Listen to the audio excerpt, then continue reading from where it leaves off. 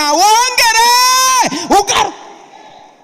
Nakuza ko waraje, nta waba umugabo utaramugendereye, nta wakubaka urugo utabigizemo uruhare, nta wacururiza muri uyu mugi utamushigikiye, nta wagira inzu muri uyu mugi utayimuhaye, ahubwo wongere ugaruke.